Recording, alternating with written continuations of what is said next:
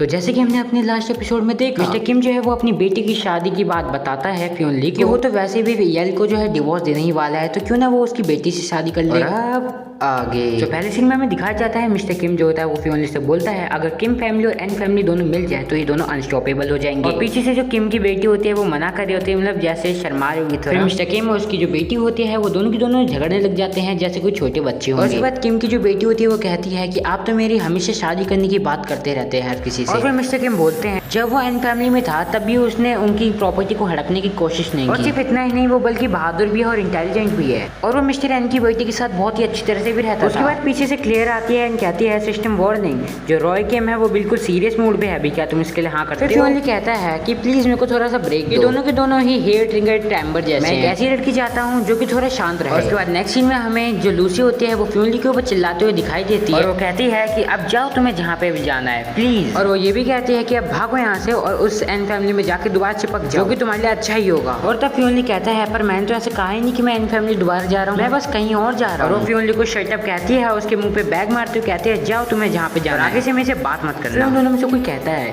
कि मेरी मम्मी ने कहा था कि जो रिच लड़कियां होती हैं उनका दिमाग हमेशा गर्म रहता है, एंड वो सही थी। फिर क्लियर जो होती है वो फ्योनली से पूछती है लूसी एलियन तो पक्का है कि वो ऐसी रहने वाली है, पर आखिर क्यों वो तुम्हारे साथ नहीं रहना चाहती है? फ्योनली कहता है वुमेन्स हमेशा जलती रहती है, उन्हें पसंद है जलना, एंड वो सब के सब हमेशा गुस्से में रहती है। फिर जो टीमो होता है वो उनके बैग्स उठाता है और टीमो जो है वो फ्योनली के पीछे चलने लग जाता है। और फिर फ्योनली कहता है अब इसे ऐसे छोड़, उसे जैसे रहना वो रह लेगी, तो फिर सिर्फ मैं ही होऊंगा जो इन सब चीजों में इन्वॉल्व होगा। टीमो अपने बॉस फ्योनली से पूछता है बॉस अब हम कहाँ पे रहेंगे? फिर फ्योनली कहता है टीमो हम वैसे भी बिलियनियर्स नहीं है, पर फिर भी मैंने कुछ पैसे कमाए हैं उस ई कॉमर्स लाइव स्ट्रीम से। उसके बाद फ्योनली अपना कार्ड दिखाता है और इतने खुशी से दिखा रहा है, ऑब्वियस ही बात है इसके अंदर पैसा ही पैसा होगा फिर तो। और फ्योनली कहता है अब मैं जा रहा हूँ एक घर खरीदने खुद के लिए, अपना एक अकेला जहाँ पे सिर्फ मैं रहूँगा। फिर जो फ्योनली और टीमो होते हैं वो दोनों किसी जगह पे जाते हैं, और उसके बाद फ्योनली से एक लड़की पूछती है आप कैसे घर खरीदना चाहते हैं? और फ्योनली खुश होते हुए कहता है कोई सा भी दे दीजिए $8 लाख का। और जब वो लोग देखने जा ही रहे होते हैं मतलब घर,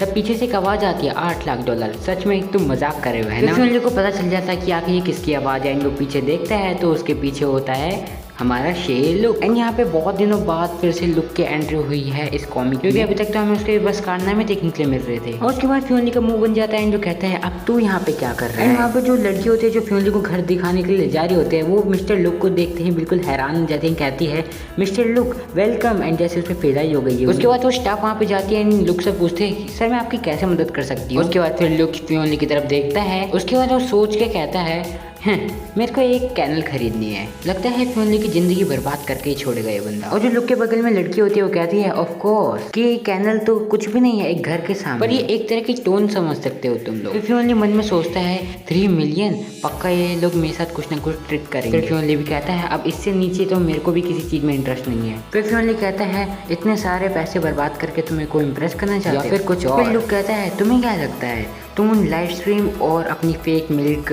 टी रेसिपी से इतना कुछ कमा सकते हो, मेरे को हरा पाओगे? वो मेरे सामने कुछ भी नहीं है, तुम मेरे सामने कुछ भी नहीं हो छोटे बच्चे। और लुक ये भी कहता है तुम लोग बस एक $8 लाख का एक मकान खरीद सकते हो, और मेरे लिए $3 मिलियन तो बस एक ऐसी छोटी सी चेंज मान लो तुम लोग। उसके बाद फ्योनली जो है वो गुस्से में आ जाता है और बोलता है लुक, और वो बोलता है तुम इसे 1 लाख खा जाओगे अगर तुमने ऐसा दोबारा मेरे को कहा। फिर फ्योनली अपना क्रेडिट कार्ड निकालता है और बोलता है कि तुम्हें लगता है कि मैं एक गरीब हूँ है ना? फिर फ्योनली एटीट्यूड में बोलता है मिस मैं एक ऐसा घर लेना चाहूंगा जो कि 8 मिलियन, और स्टाफ बोलती है वेरी वेल सर। फिर फ्योनली मन में बोलता है उसे लगता है कि मैं कोई भी ऐसा एरा हूँ जिसे वो उठा के फेंक दे, तो मुझे लगता है कि उसे एक बार दोबारा सोच लेना चाहिए। फिर फ्योनली लुक को कहता है तुम एक बहुत बड़ी गेम की बात कर रहे थे, पर क्या तुम्हें नहीं लगता कि जिस घर में अभी तुम रह रहे हो वो 4 मिलियन का है? और ये तो बिल्कुल पॉइंट मारा। उसके बाद पीछे से क्लियर चिल्लाते हुए बोलती है तुम पागल हो क्या? तुम्हारे पास इतने पैसे हैं भी तो आखिर तुम कैसे इस घर को खरीदोगे? और फ्योनली बिल्कुल चिल मारते हुए बोलता है चिंता मत करो सब मेरे कंट्रोल में है। उसके बाद लुक कहता है